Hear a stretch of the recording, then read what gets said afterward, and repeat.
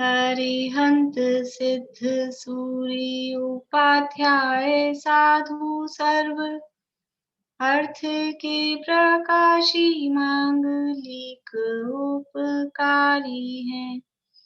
तिन्ह को स्वरूप जान रागते भई जो भक्ति काय को नवाए स्तुति को उचारिए। धन्य धन्य तिन्हि ते काज सब आज भय कर जोरि बार बार वंदना हमारी है। मंगल कल्याण सुख ऐसो हम चाहत हैं।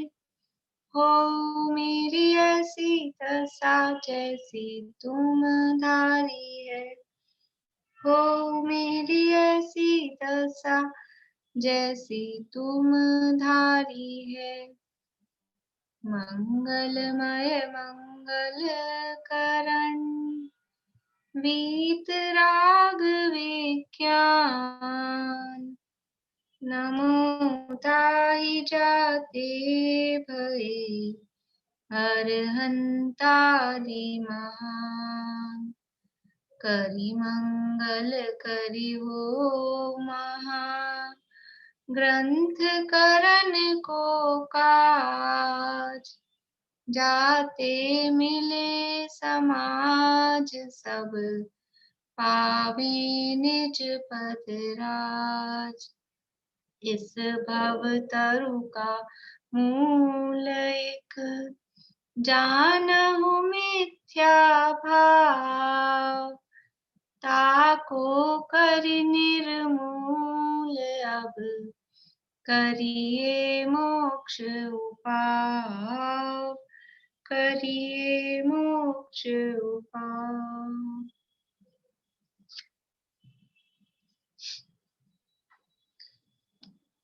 आज क्वेश्चन आंसर रहने दें, पढ़ लेते हैं ताकि थोड़ा टाइम से अपन पूरा कर सकें, क्योंकि वो बाद में वो क्लास भी बहुत लंबी होती है, वो सुनते सुनते बहुत देर हो जाती है फिर उसको पूरा करने में। और अभी के अभी नहीं सुनो तो फिर वो सुबह का अटेंड नहीं हो पाता है, इसलिए प्रश्न उत्तर बाद में कर लेंगे। अभी डायरेक्ट अपन पढ़ाई करते हैं। व्यवहाराभासी का प्रकरण 7वें अधिकार में अपना चल रहा है, और व्यवहाराभासी हैं वो 4 प्रकार के हैं। मनोरमा आंटी बोलिए, कौन से हैं 4 प्रकार के व्यवहाराभासी?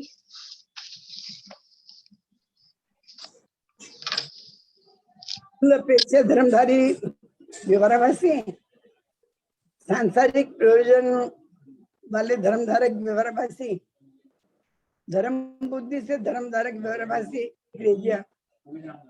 और जो चल रहा है वो रह गया परीक्षा प्रधान, परीक्षा प्रधानी नहीं, परीक्षा रहित, परीक्षा रहित धर्मधारी आज्ञानुसारी। हाँ, आज्ञानुसारी धर्मधारी, परीक्षा रहित आज्ञानुसारी धर्मधारक।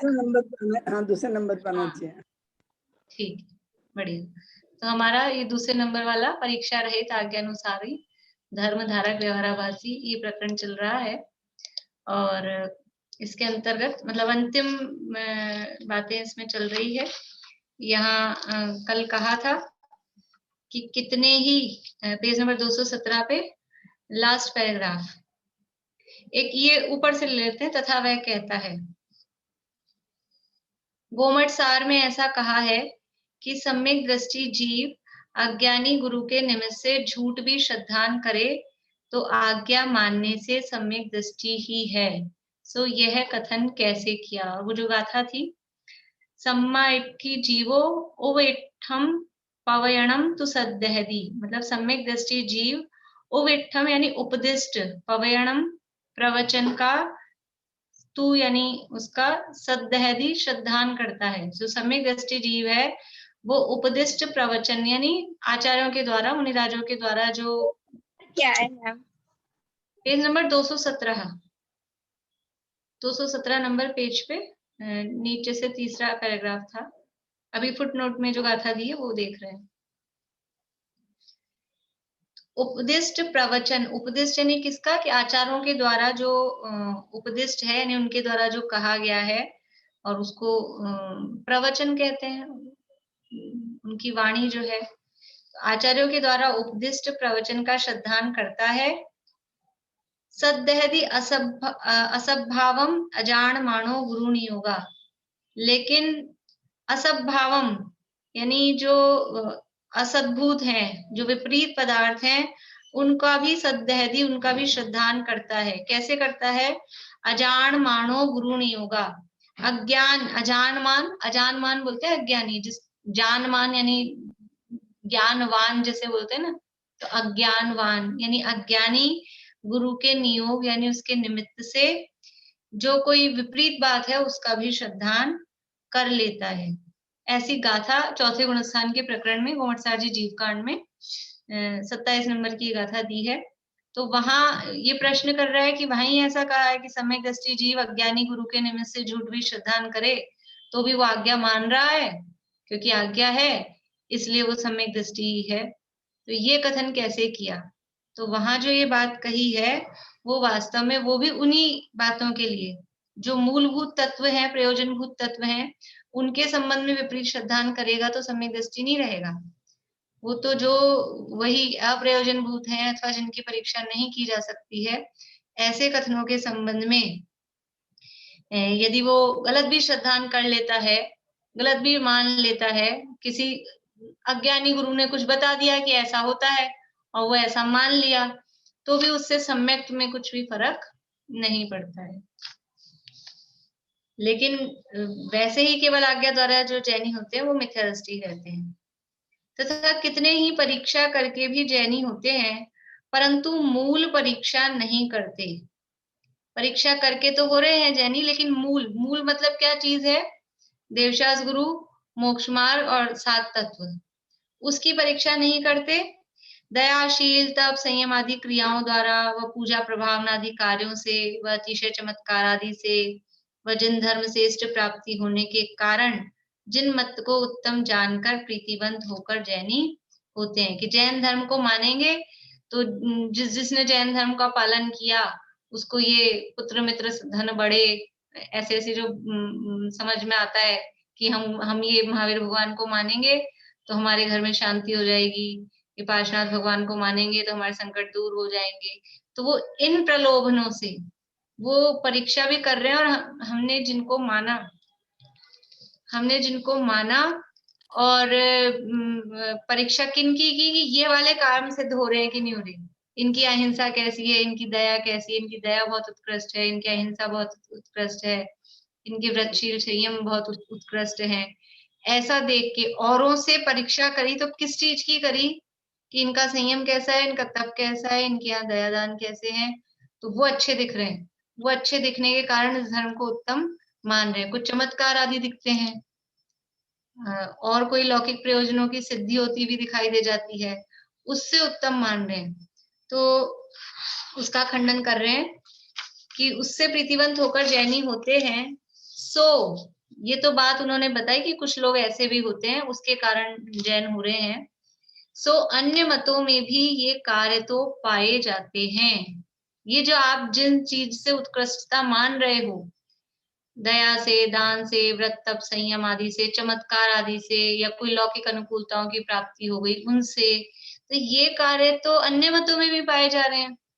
अन्य मतों में भी देखेंगे तो दया का उपदेश देंगे, अहिंसा का भी उपदेश दे देंगे, तप संयम आदि का, व्रत आदि का भी उपदेश मिल जाएगा, चमत्कार भी वहां दिख जाएंगे और लौकिक प्रयोजनों की पूर्ति भी होती दिखाई दे जाएगी। तो ये काम तो अन्य मतों में भी पाए जाते हैं, इसलिए इन लक्षणों में तो अति व्याप्तिपना पाया जाता है। अति व्याप्ति मतलब पारुल, अति व्याप्ति यानी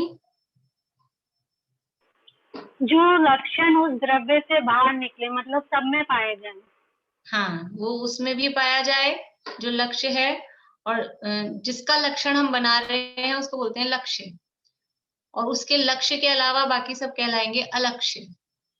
तो जो लक्षण लक्ष्य में भी पाया गया और अलक्ष्य में भी पाया गया वो कहलाता है अतिव्याप्ति। बाहर फैल रहा है, ज्यादा फैल रहा है, वो कहलाता है अतिव्याप्ति। तो ये लक्षण तो अतिव्याप्ति दोष से दूषित है। अब आगे 218 पेज पे ऊपर से, कोई कहे कि जैसे जिन धर्म में ये कार्य हैं वैसे अन्य मतों में नहीं पाए जाते, इसलिए अति व्याप्ति नहीं है। ऊपर जो कहा था कि ये कार्य तो अन्य मतों में भी पाए जाते हैं, तो बोल रहे हैं पंडित जी, टोडरमल जी साहब, अब वो व्यवहाराभासी कह रहा है कि हमने जो ये परीक्षा करके व्रत तप आदि के माध्यम से जो परीक्षा करके जैन धर्म को उत्तम माना, तो वो जैसे ये चीजें दया, व्रत, शील, संयम, चमत्कार जैसे जैन धर्म में पाए जाते हैं, उस स्टैंडर्ड के, उस क्वालिटी के वहां नहीं पाए जाते अन्य मतों में। अन्य मतों में तो हल्के फुल्के ऐसे पाए जाते हैं। तो जैसे जिन धर्म में ये कार्य हैं वैसे अन्य मतों में नहीं पाए जाते, इसलिए अति व्याप्ति नहीं है। आपने जो अति व्याप्ति कहा, तो वो अति व्याप्ति नहीं है, क्योंकि जैसे जिस टाइप के यहाँ पाए जाते हैं उस टाइप के वहां नहीं पाए जाते, वैसी चीज वहां नहीं है। तो ये बात अपने को अच्छी सही लगती है, सही लग रही कि नहीं लग रही ये बात, कि यहाँ जो है बात वो वहां नहीं है। देखो समाधान क्या कह रहे हैं, यह तो सत्य है, ऐसा ही है। एकदम बहुत जगह आप लोग ऐसे नोटिस करेंगे कि तुरंत कोई बात उसकी गलत भी होती है ना, तो सीधा नहीं, ऐसा नहीं है, तुम गलत कह रहे हो, ऐसा नहीं कहते हैं, क्योंकि वो प्रमाण देता है शास्त्रों के, तो गलत तो कैसे कहेंगे। लेकिन ये बात तूने कहा वो ठीक, लेकिन परंतु इसीलिए तो नहीं इतने सारे परंतु लगा के फिर बात बदलते हैं। तो यहाँ भी कह रहे हैं यह तो सत्य है, ऐसा ही है।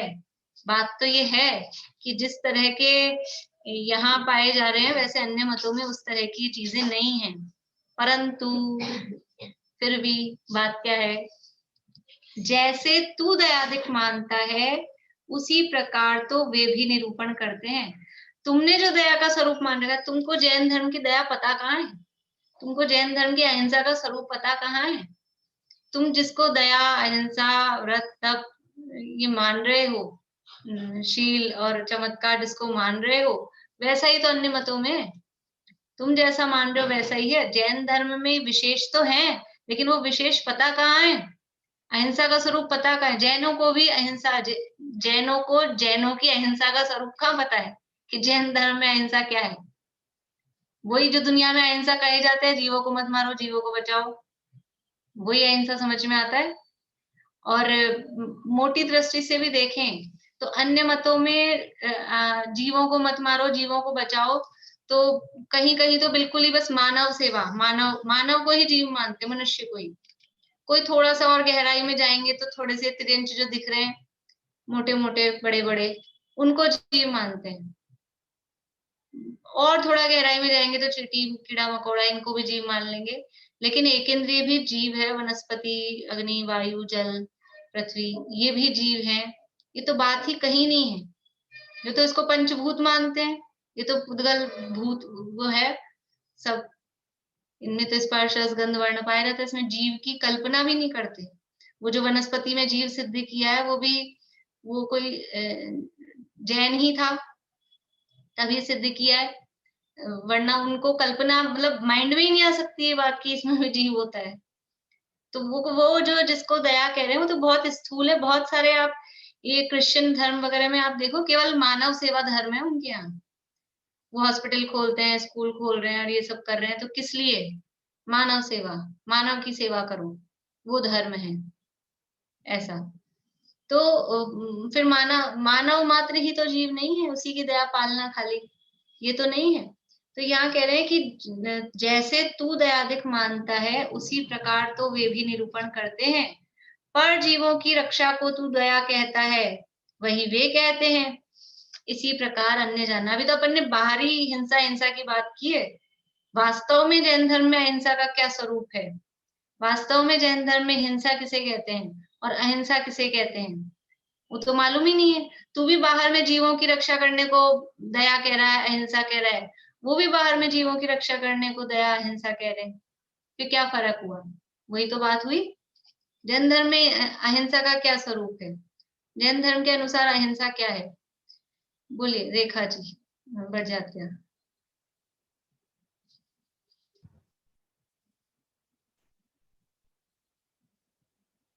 जैन धर्म में अहिंसा का मतलब हुआ कि जैसे स्वयं के प्रति भी हिंसा के भाव नहीं होने चाहिए, अपनी आत्मा की भी विराधना नहीं होनी चाहिए। स्वयं के प्रति हिंसा मतलब आत्महत्या की? नहीं, स्वयं के प्रति भी अपने को मतलब हिंसा के भाव नहीं होने चाहिए, अपनी आत्मा की विराधना नहीं होनी चाहिए। और जहाँ से जैन धर्म का अहिंसा शुरू होती है, वहाँ बाकी धर्मों की अहिंसा समाप्त होती है, वहां से जैन धर्म की अहिंसा शुरू होती है। आत्मा की विराधना कैसे हो रही है? जब हम आत्मा में लीन नहीं होते हैं और पर द्रव्य में लीनता रहती है। ठीक है। हाँ रेखा जी दिल्ली, बोलिए, आप भी बताना चाह रहे थे, बोलिए, आवाज चालू करिए, आवाज चालू करिए आपकी। हाँ। जैसे रागादि भाव को हिंसा कहते हैं, रागा और पर में लगे रहते हैं हमेशा, मतलब यही हिंसा है। ठीक है, रागादि भाव का नाम हिंसा है। आत्मा में मोह राग द्वेष की उत्पत्ति होना, हाँ, उसका नाम हिंसा है। और आत्मा में मोह राग द्वेष भावों की उत्पत्ति नहीं होना, उसका नाम अहिंसा है। तो अपनी रक्षा करना चाहिए कहा, तो आत्मा की विराधना। आत्मा की विराधना का मतलब क्या है कि आत्मा में जो विकारी भाव उत्पन्न हो रहे हैं मोह राग द्वेष के, ये आत्मा की विराधना हो रही है। क्योंकि आत्मा की आराधना करते तो ये भाव उत्पन्न ही नहीं होते हैं, फिर तो शुद्ध भाव उत्पन्न होते हैं। इसलिए जैन धर्म में हिंसा का क्या स्वरूप है कि बाहर में जीवों को मारना बचाना, ये तो कोई के हाथ में है ही नहीं। पर जीवों को हम मार दें या पर जीवों को हम बचा सकें, ये तो पॉसिबल ही नहीं है। अब ये बात कौन कहे? दुनिया में तो ये कहता है मैं अब जीवों को बचाता हूँ, मैं मारता, मैं बचाता, ऐसा दुनिया में कहा जाता है। अभी ये भी कौन कह सकता है कि तुम ना मार सकते हो ना बचा सकते हो? ये जैन धर्म की विशेष बात है। और आत्मा में मोह राग द्वेष की उत्पत्ति हो रही है, मैं बचाऊं, मैं बचा रहा हूं, ये भी तो राग भाव है, ये भी हिंसा। बचाने का भाव भी अभी आगे आएगा इसी में, गुप्ती समिति के प्रकरण में, कि मैं 6 काय के जीवों की रक्षा करूं, मैं जीवों को बचाऊं। ये इस भाव से यदि समिति कहोगे, संवर कहोगे, तो फिर बंध किससे होगा? ये तो बंध का परिणाम है, ये तो शुभ राग है कि मैं जीवों को बचाऊं। और संवर होता है वो शुद्ध भाव से होता है। इसलिए ये ऐसी विशेष व्याख्या ये कहाँ मिलेगी? तो वो जैसा मान रहे हैं कि दूसरे जीवों को बचाना, उनकी रक्षा करना, मारना नहीं, वैसी तो दया तू समझ रहा है, उसी को तो हिंसा तू समझ रहा है, और तू क्या मान रहा है? तो जैसे तू दयादिक मानता है उसी प्रकार तो वे भी निरूपण करते हैं। पर जीवों की रक्षा को दया तू कहता है, वही वे कहते हैं। इसी प्रकार ये तो एक हिंसा की बात की है, दया की बात की है। इसी तरह से तप किसे कहते हो? तुम तप किसे कहते हो? बाहर में एक टांग पे खड़े हैं कि भूखे मर रहे हैं, कि समझ लो, और दूसरे एक आसन किया है कि कुछ छोड़ दिया है, इसका नाम तप कहते हैं। काय क्लेश को, मुख्य रूप से तो काय क्लेश को तप कहते हैं, या तो अनशन को, उपवास को, और या फिर बस काय क्लेश, एक टांग पे खड़े हो गए, धूप में खड़े हो गए, या कहीं पंचाग्नि जला के खड़े हो गए, उसको तप कहते हैं। तो तुम किसको तप मान रहे हो? तुमको तप का ये स्वरूप है अंदर में, इच्छा निरोध तप, इच्छाओं का उत्पन्न ही नहीं होना, ये तप है, ये तुम मानते हो? ये तुम्हें पता है? प्रायश्चित, विनय, वैयाव्रत, स्वाध्याय, इन्हीं के बाहरी स्वरूप को ही तप नहीं कोई मानता। हम स्वाध्याय करते हैं, हम भी पढ़ते हैं, सुनते हैं, लेकिन हमें कभी ऐसी फीलिंग आती है कि हम स्वाध्याय कर रहे हैं तो हम तप कर रहे हैं? हम जिस दिन एकासन करेंगे, हम जिस दिन उपवास करेंगे, उस दिन हमको फीलिंग आएगी कि हमने कुछ किया है आज। और हम रोज स्वाध्याय करते हैं, दिन में 3 बार करते हैं, 4 बार करते हैं, हमको ऐसा लगता है हम तप कर रहे हैं। हम ध्यान में बैठते हैं सुबह शाम, हमको ऐसा लगता है हम तप कर रहे हैं। तो ये इनको, ये तो बाहर वाले, बाहरी स्वरूप, केवल निश्चय स्वरूप नहीं, बाहर में भी प्रायश्चित, विनय, वैयावत, स्वाध्याय, विसर्ग और ध्यान, इनको भी तब कोई नहीं मानता। जैनों में ही नहीं पता है लोगों को। तो फिर इच्छा निरोध, वो जो अंतरंग तप है, स्वरूप विश्रांति, निस्तरंग चैतन्य प्रतपनाथ सतप, उसकी तो खबर ही नहीं है। तुम तप किसको मान रहे हो? जैसा वो तप मान रहे हो उपवास करने को, वैसा तुम मान रहे हो। चमत्कार किसको मान रहे हो? जो बातें पीछे दी ना, यहाँ तो इन्होंने कह दिया इसी प्रकार अन्य जानना, लेकिन एक एक चीज जो उन्होंने कही है, क्या क्या दिए थे? पूजा प्रभावना आदि। अब हम पूजा का स्वरूप नहीं जानते, प्रभावना का स्वरूप नहीं जानते, जिस तरह से वो करते हैं हम भी तो उसी तरह से झांकियां लगा के, झांकियां निकाल के हम समझ रहे प्रभावना हो रही है। जैसे उनके मंदिरों में झांकियां लगती है, वही हमने अनुसरण करा, हम भी झांकियां, मंदिरों में झांकियां लगाना, जुलूसों में झांकियां लगाना, हम समझ रहे प्रभावना हो रही है। क्या है प्रभावना? पूजा किसका नाम है? पूजा किसे कहते हैं? इधर का द्रव्य उधर चढ़ा दिया, इसका नाम पूजा है? कि भगवान के गुणों का में अनुराग होना, भगवान का गुणगान करना, उसका नाम पूजा है। ये स्वरूप तुझे पता है? तू भी तो वही मान रहा है जो वो मान रहे हैं, और तू कह रहा है कि विशेष है। विशेष कहाँ है? तेरे माइंड में जैन धर्म के अनुसार इन चीजों का जो स्वरूप है वही तो स्वरूप है, सेम टू सेम। तो इस तरह से चमत्कार भी किसको मानता है? बाहर में कुछ ऐसा हो जाए, वो कुछ भी ऐसा दिखे, उसका नाम चमत्कार। की ये कोई मंदिर उड़ के आ गया, कि कोई प्रतिमा निकल गई है, कि किसी को सपना आ गया है, कि कोई दूध झर रहा है, कोई सांप आके बैठ गए, इसका नाम चमत्कार है? ये तो सब दिखाई देते हैं, देवोकृत हैं, व्यंतरोकृत हैं। चमत्कार किसका नाम है?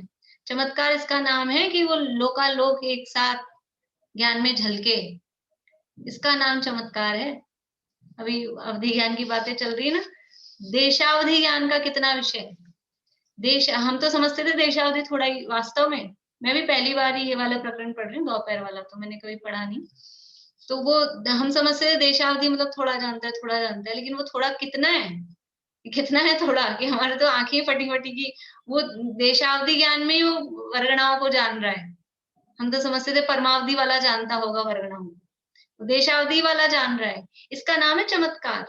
पिछले भाव बता दे, आगे के भाव बता दे, इतनी दूर की बात बता दे, ये है। अन्य मतों में ये दिखाई देता है ऐसा कोई चमत्कार? हाँ, वो ज्योतिष ज्ञान से और उससे कोई मंत्र तंत्र से, रिद्धियों से वो चीजें उनमें भी हो जाती हैं, लेकिन यहाँ तो ऐसी बिना इंद्रियों के माध्यम से, बिना आंख नाक कान की सहायता से, हमको तो यही मानने विश्वास नहीं होगा कि जो पहली बार सुनता है ना, वो नया आया हो, मान लो क्लास अटेंड की है, धार्मिक रुचि लगी है, और उनको कहो कि अवधि ज्ञान ऐसा होता है जो बिल्कुल बिना इंद्रियों मन की सहायता से, तो आंखें ऐसे फटी रह जाती कि ऐसा भी ज्ञान कैसे होगा कैसे ज्ञान? ना आंख से, ना कान से, ना स्पर्शन से, फिर होगा कैसे? समझ में नहीं आता कैसे होगा, कि डायरेक्ट आत्मा से भी हो सकता है। ये चीज, ये विशेषता अन्य मतों में नहीं है। या बाहरी इधर का उधर कुछ हो गया, उसको चमत्कार समझते हैं। कोई चीज हमारी गुम गई थी और वो हमको मिल गई, तो हमको लगता है चमत्कार हो गया। ऐसे तो लगता है कोई चीज गुम गई, और जहां पर ऐसा होता है, चमत्कार होते हैं, वहां हम जाके बैठ जाते हैं कि अब मिल जाए तो चमत्कार हम समझे, और मिल गई तो हमको लगता है चमत्कार हो गया। इस तरह की बातें होती है कि नहीं? कोई भी, ये तो मैंने घूमने की बात की, कोई भी चीज ऐसी हो जाए तो उसको हमको चमत्कार लगता है, लेकिन वास्तव में ये ज्ञान चमत्कार है अपने आप में, कि हम जान पाते हैं, इतनी दुनिया की चीजों को जान रहे हैं, ये अपने आप में चमत्कार है। केवल ज्ञान चमत्कार है। तो ये कह रहे हैं कि पर जीवों की रक्षा को दया तू कहता है, वही वे कहते हैं इसी प्रकार अन्य जानना। फिर वह कहता है उनके ठीक नहीं है, वो छोड़ेगा नहीं, पूरे तर्क देगा कि आप हम दोनों को एक साथ कह रहे हो कि जैसे उनके वैसे हमारे, ऐसा नहीं है, उनके ठीक नहीं है। क्योंकि कभी दया प्ररूपित करते हैं, कभी हिंसा प्ररूपित करते हैं। कभी तो कहते हैं जीवों को बचाओ, दया पालो, और फिर कभी वही जीव तो बने ही इसीलिए हमारे भोजन के लिए, ऐसा भी कहते हैं। ऐसा भी उनके शास्त्रों में है कि ये जो छोटे छोटे ये जीव जंतु हैं, ये किस लिए बने हैं? तो हमारे भोजन के लिए ही। और जो लोग इधर चलता है ना, जैसे चाइना वगैरह में, जहाँ वो सी फूड, जितने भी समुद्री मतलब प्राणी हैं, जलचर जो भी होते हैं, मछलियां जो भी, वो सी फूड बोले, ये जीव ही नहीं मानते उनको, ये तो खाने की चीजें हमारे लिए समुद्र में बनी है, ऐसा बिल्कुल। ये तो बोलिए। हिंसा प्ररूपित करते हैं, इसमें ये भी तो हो सकते हैं जो हवन ये सब करते हैं, और ये सब जो करते हैं उसमें भी हाँ, तो कभी दया प्ररूपित, मतलब और भी कई तरह से, जैसे उनके जितने भी होते हैं फल फूल अब वो चढ़ा, हवन में यज्ञ करते हैं, उनमें बलि चढ़ाते हैं, ऐसे दया प्ररूपित कर रहे हैं। और यज्ञ करेंगे धर्म के नाम पे, उसमें बलि चढ़ाएंगे। वो ऐसा कहते हैं, वो यज्ञ में बलि देने से सीधा वो स्वर्ग, वो देवताओं के मुख में जाता है और वो देवताओं को मिल रहा है, इस तरह की बातें वो चलती हैं। तो कहीं तो दया कह रहे हैं, दया करो, और कहीं वही हिंसा प्ररूपित कर रहे हैं। लकड़ी ये सब जलाते हैं, उपले जलाते हैं, इसमें कितनी हिंसा होती है।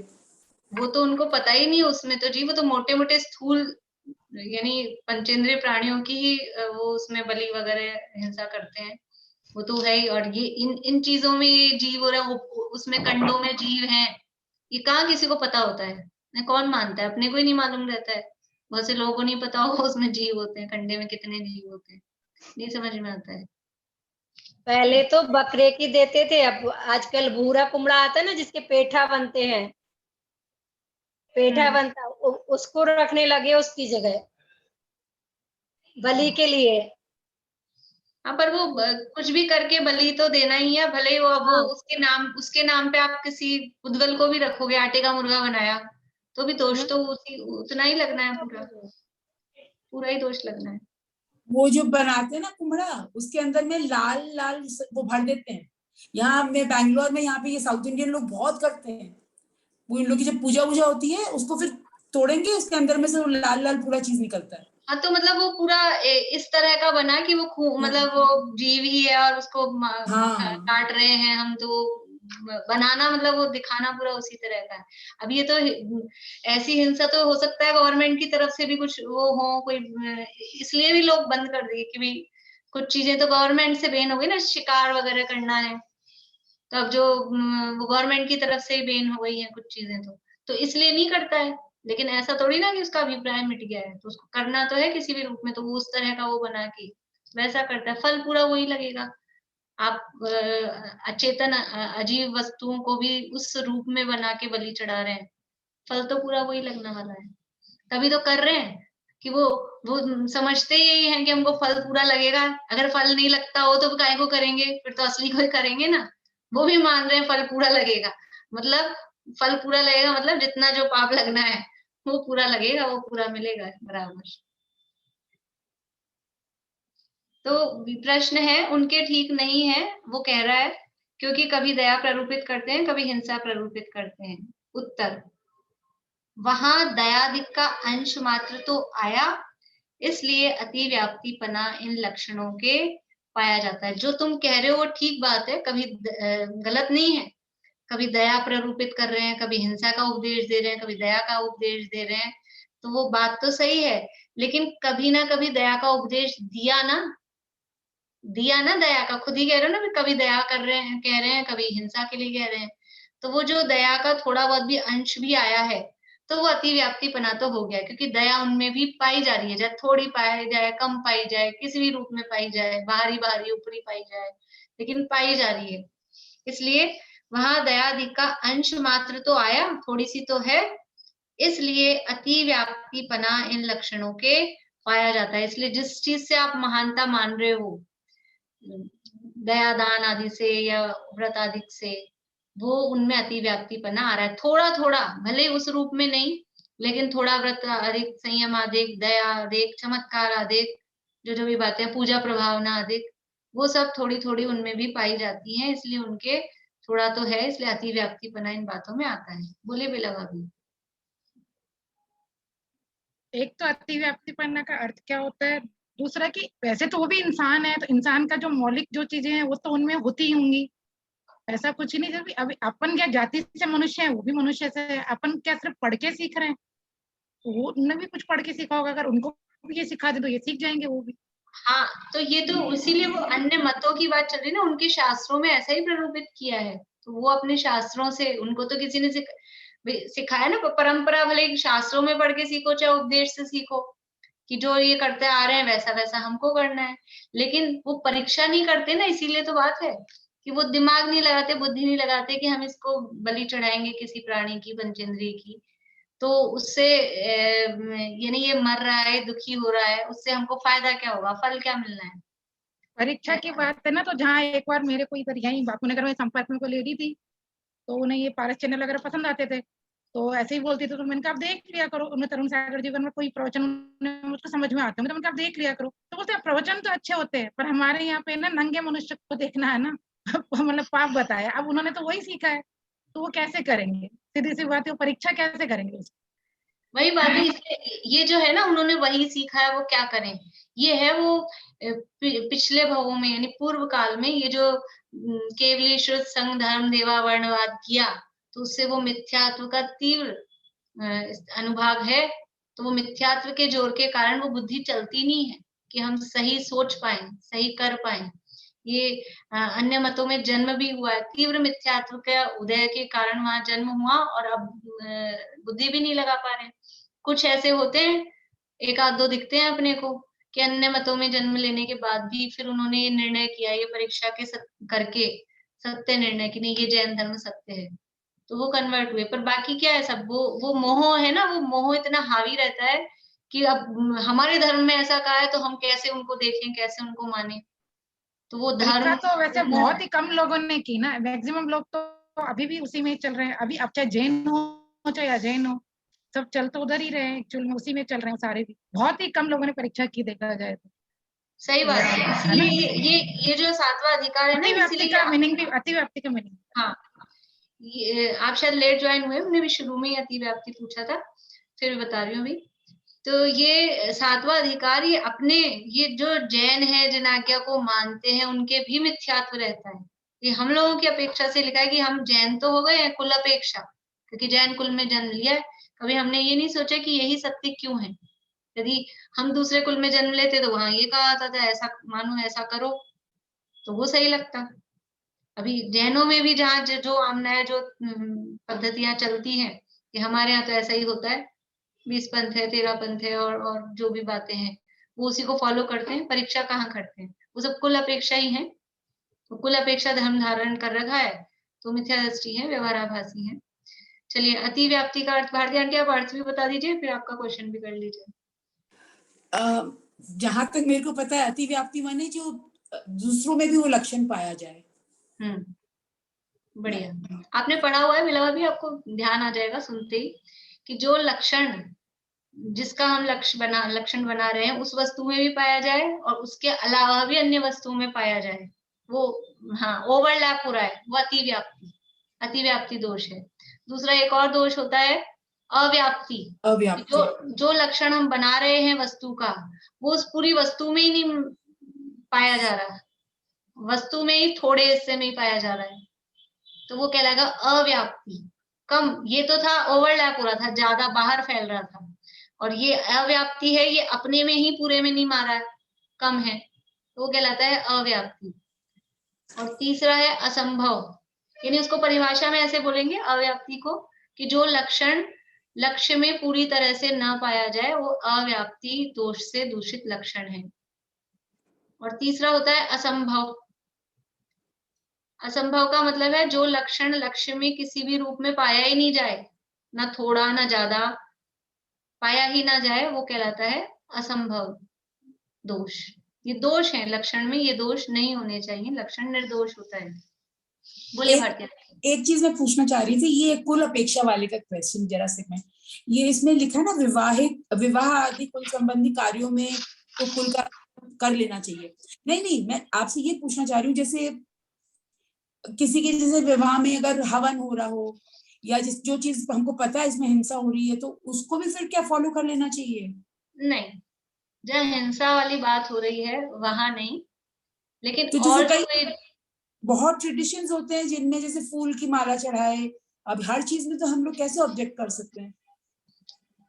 मोटा मोटा तो कर, मतलब देखें हम जहाँ बहुत ज्यादा हिंसा हो रही है वहां हम जरूर और यानी हमारे हाथ में है पावर, हमारी चल रही है, तो हम उन सबको रोक सकते हैं। और भाई कैसे हम किसको फॉलो करें, तो जो परंपरा से चली आ रही है इस तरह की हिंसक पद्धतियां विवाह अधिकारों में, उनको रोकें।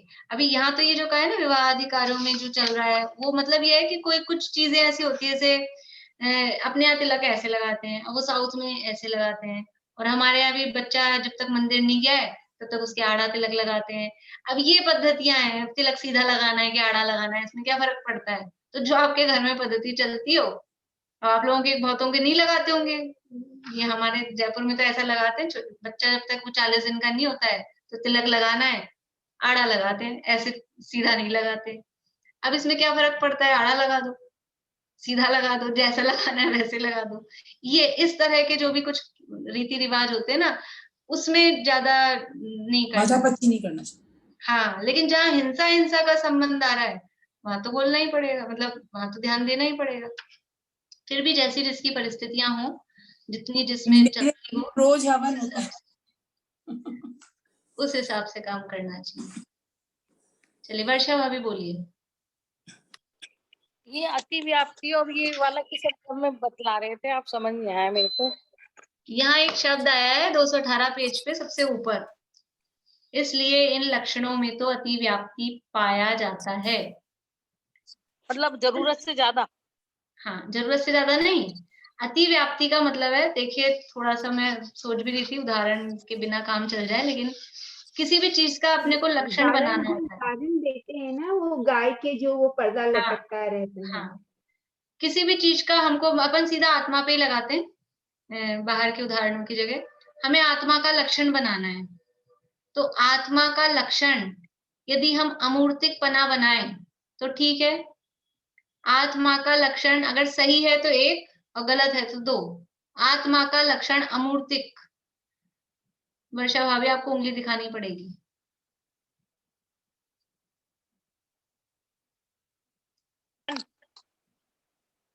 बेला भाभी आपकी 2, मतलब गलत है। आत्मा का लक्षण अमूर्तिक गलत है, लक्षण नहीं बनाया जा सकता। आत्मा अमूर्तिक है, लेकिन उसका लक्षण यदि अमूर्तिक बनाएंगे तो क्या होगा, वो लक्षण बाहर फैल रहा है। वो लक्षण बाहर फैल रहा है मतलब अमूर्तिकपना जीव में, आत्मा में पाया जा रहा है, लेकिन आत्मा के अलावा धर्म, धर्म, आकाश, काल, ये भी तो अमूर्तिक है। तो यदि जो अमूर्तिक होता है वो जीव, ऐसा हमने लक्षण बना दिया, ऐसी परिभाषा हमने बना दी कि जो अमूर्तिक होता है वो जीव, तो फिर हमको आकाश द्रव्य मिलेगा वो भी जीव, काल द्रव्य मिलेगा वो भी जीव, धर्म धर्म द्रव्य मिलेंगे वो भी जीव, क्योंकि सब अमूर्तिक है, जो अमूर्तिक होता है वो जीव। इसलिए अमूर्तिक लक्षण बनाने में अति व्याप्तिपना है। वो लक्षण, लक्ष्य जो जीव है उसके बाहर भी पाया जा रहा है। अब यदि आत्मा का लक्षण हम राग बना दें, आत्मा का जहां राग पाया जाता है वो जीव है, आत्मा का लक्षण राग, अगर ये लक्षण बना दिया जाए तो क्या होगा कि हर जितने भी जीव हैं दुनिया में सब में राग पाया जाना चाहिए, तब तो उसका लक्षण सही हो। लेकिन बहुत सारे जीव ऐसे हैं जिनमें राग नहीं पाया जाता है। कितने हैं? अनंत जीव ऐसे हैं, अनंत सिद्ध भगवान, अनंत भगवान। अनंत भगवान अनंत नहीं है, लेकिन सिद्धों में प्लस करेंगे तो वो सब अनंत हो जाएंगे। तो अनंत जो सिद्ध भगवान है और अनंत भगवान है, उनमें राग नहीं पाया जाता है। इसलिए यदि हम राग लक्षण बनाएंगे जीव का, तो ये अव्याप्ति है कि जितने भी जीव हैं सब जीवों में ही नहीं पाया जा रहा है, इसलिए अव्याप्ति दोष से दूषित लक्षण है। और यदि जीव का लक्षण सफेद बना दिया जाए, जीव सफेद होता है, कोई रंग बना दिया गया कि जीव सफेद होता है, तो ये क्या होगा, ये असंभव लक्षण है, क्योंकि वो सफेद रंग वो तो जीव में किसी भी रूप में पाया ही, राग तो फिर भी किसी रूप में पाया जा रहा है, अमूर्तिकपना तो जीव में पाया जा रहा है, लेकिन सफेद होना ये तो जीव में कभी भी किसी भी रूप में नहीं पाया जाता है, इसलिए वो असंभव लक्षण है। और भी कुछ भी अपन बना सकते हैं इस तरह के उदाहरण, और वो गाय का उदाहरण इसमें चलता है, ढूंढ के लाना आप लोग कल, जिनको ये नहीं ध्यान है ना। पारुल, वर्षा भाभी और बेला भाभी, भारती आंटी, मतलब स्पेशली मैं नाम बोल रही हूँ कि अतिव्याप्ति, अव्याप्ति और असंभव दोषों के उदाहरण कौन, किसी और दूसरी चीजों में कोई भी चीज आप उठा लो, नमक, चीनी, जो भी अपने घर गृहस्थी की चीजें है ना, उनके लक्षण बनाना है। पानी का, आग का, मैंने आपको नाम बता दिए हैं, और भी कुछ भी देख सकते हैं। तो उनका लक्षण यदि बनाएंगे तो ये 3 दोष, अगर ये बनाएंगे तो ये दोष आएगा, ये बनाएंगे तो ये दोष आएगा, ऐसा। चलिए अभी अपन इसका फिर जो जवाब है ना, नहीं ये जवाब तो हो ही गया है, उत्तर आगे का फिर अपन कल ही शुरू करेंगे, क्योंकि फिर अभी हो नहीं पाएगा। पारुल आपका प्रश्न है, बोलिए। भाभी ये जो सबसे पहले बताया सम्यक दृष्टि के बारे में, तो ये जो अप्रयोजन भूत तत्व हैं उनके बारे में वो कुछ भी सिद्धांत करे उससे कोई फर्क नहीं पड़ता ना।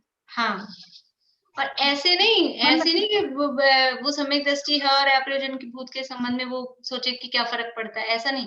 अजान मानो गुरु नहीं होगा, वो कहा है ना, जो किसी ने उपदेश, गुरु जिनको मान रहा है, देखो ऐसा भी होता है ना, संघ में सारे के सारे मुनिराज वो भावलिंगी हो, सम्यक दृष्टि हो, जरूरी नहीं है। उनमें द्रव्यलिंगी मुनिराज भी होते हैं, तो वो है तो मुनि, जो ऊपर वाली पहली लाइन में कहा कि वो गुरु के आचार्यों के द्वारा उपदिष्ट प्रवचन का श्रद्धान करता है, मतलब आचार्य जो भावलिंगी संत है उन्होंने कोई उपदेश दिया उसका श्रद्धान करता है। अब कोई आचार्य दिख रहे हैं या कोई मुनिराज दिख रहे हैं, वो उपदेश कर रहे हैं, और हो सकता है वो मुनिराज द्रव्यलिंगी हो, भावलिंगी नहीं हो। अब उन्होंने कुछ बात ऐसी बता दी जो अप्रयोजन भूत के संबंध में, जो संख्या या कुछ ऐसी वो गलत थी, और उसने कहा भी हमने मुनिराज से सुना है तो ये सही है, ऐसा उसने मान लिया। तो अप्रयोजन भूत के संबंध में ऐसे किसी दूसरे के द्वारा ऐसा जो कहा गया है उसमें यदि गलत भी श्रद्धान होता है तो उसमें उसके सम्यक में दोष, यानी सम्यक में कोई चूक नहीं होती है। मतलब वो मुनिराज तो सच्चे हैं, बस अल्प ज्ञान के कारण कुछ गलत बोल रहे हैं। नहीं, अजान मानो का है ना, वो यहाँ तो अपन ने मुनिराज का उदाहरण लिया है, और भी कोई उपदेश देने वाला कोई विद्वान हो, चलो मुनिराज छोड़ो, कोई विद्वान है, तो विद्वान है, प्रवचनकार है, प्रवचन कर रहे हैं, तो कुछ जरूरत नहीं है वो सम्यक दृष्टि हो। और सामने वाला, कल भी मैंने बात कही थी, सामने जो सुन रहा है वो सम्यक दृष्टि हो सकता है। तो अब जो प्रवचन कर रहे हैं वो बड़ा विद्वान है और उन्होंने कुछ बता दिया करणान योग के संबंध में कोई बात, और उसने वो मान ली, सम्यक दृष्टि है, तो उससे उसके सम्यक दर्शन में, यानी उससे मिथ्यात्व उसके हो जाए, ऐसा नहीं होता है। ऐसा मैं खुल के पूछती हूँ, जैसे आजकल के मुनिराज हैं स्त्रियों से पक्षाल करवा देते हैं, प्रवचन में उनको क्या भोजन चाहिए सिर्फ वही प्रवचन होते हैं, उसमें अपन श्रद्धान गलत करेंगे तो गलत ही होगा ना। वो तो गलत ही, वो तो भाई वो तो बाहर से ही गलत दिख रहे हैं, वो तो चीज ही बाहर से गलत दिख रही है, तो वो तो गलत ही है। ये सब में वो नहीं सुनता है, वो सिर्फ अल्प ज्ञान के कारण या कंफ्यूजन के कारण कुछ ये तो मूलभूत बात है ना देवशास्त्र गुरु के संबंध में, तो जो कोर्स बता दिया है कि देवगुरु धर्म का, मोक्ष मार्ग का, 7 तत्व का, तो ये तो 7 तत्व भी हो गए, मोक्ष मार्ग भी हो गए, देवगुरु धर्म भी हो गए, ये वाली सारी बातें तो ये तो साफ साफ ही गलत है, इसमें नहीं होगा। वो तो जो कोई 3 लोक की रचना के संबंध में है कि कोई संख्याएं वगैरह हैं, उसमें कुछ हो जाए गड़बड़, तो वो उससे उसके मिथ्यात्व नहीं होता है, वो बात है। प्रयोजन भूत तत्व के संबंध में तो उतना तो उसका निर्णय होएगा ही, जो बात बोल रहे हैं ऐसा ये तो गलत दिख रहा है, वो श्रद्धान कर ही नहीं सकता यदि सम्यक दृष्टि है तो, और यदि वो श्रद्धान कर लेता है तो सम्यक दृष्टि रहेगा नहीं, फिर तो वो मिथ्या दृष्टि हो ही जाएगा, क्योंकि ये तो मूल तत्व है, मूल तत्व में ये नहीं चलता है। हाँ, करणान योग का विषय अपन स्वयं नहीं समझ सकते हैं और अन्य समझा रहा है तो अपन को भाव आता है कि हम समझे ये चीज को। करणान योग ये बातें ये जो है हाँ, को ये नहीं मालूम कि सही है कि गलत है, अब लेकिन सुन रहे हैं, फिर कभी किसी से सुनते हैं तो फिर ये होता है कि इनने तो ये कहा और उनने ये कहा था, ऐसा भी हो जाता है कई बार। सही है, वो तो मूल अपन ग्रंथ भी उठा के नहीं देखते ना कि मूल ग्रंथों में क्या है, हम तो केवल सुन लेते हैं। करणान योग की बातें भी खाली ऐसे ही नहीं, वो हम उस ग्रंथ को खोल के उसको देख के कहाँ क्या लिखा है वो हम कहाँ पूरा करते देखते हैं, और मूल कुछ बातें होती है मूल संस्कृत से हम नहीं मिलती, जिसने जो अनुवाद कर दिया तो हम बस उस अनुवाद के अनुसार काम करते हैं, हमको मूल प्राकृत संस्कृत के अर्थ भी कहाँ आते हैं, तो वो, लेकिन वो अप्रयोजनभूत हैं, इसलिए उनमें उनके श्रद्धान अश्रद्धान से फर्क नहीं पड़ता है। ये जो कोर्स बताया है देवगुरु धर्म, मोक्ष मार्ग और 7 तत्व, उनके सम्यक श्रद्धान होना तभी सम्यक दृष्टि होता है, और उसमें यदि गड़बड़ी है तो मिथ्या दृष्टि है। चलिए 8 भी पूरे हो गए। भाभी एक ये प्रार्थना में विज्ञान गण और एक और कोई गण आता है, आज नहीं कल उन दोनों शब्दों का मतलब बता दो। ठीक है, आओ, पिछली बार भी मुझे किसी ने कहा था, वो भी अपना रह गया, दोनों ही स्तुतियों का ले लेंगे अपन। है ना, कुंथुनाथ और अरनाथ दोनों स्थिति। ठीक, मेरे को आज ध्यान ही नहीं रहा, हमें यहीं बैठी हुई थी बिना मतलब 7:30 पे स्टार्ट किया। कोई बात नहीं। मैंने भी 7:30 बजे ही करा हूँ। हे चक्रधर जगजीत कर छठ खंड को निज वश किया, पर आत्मा निज नित्य एक अखंड तुम अपना लिया। हे ज्ञान घन अरनाथ जिन धन्य को ठुकरा दिया, विज्ञान घन आनंद निज आत्मा को पा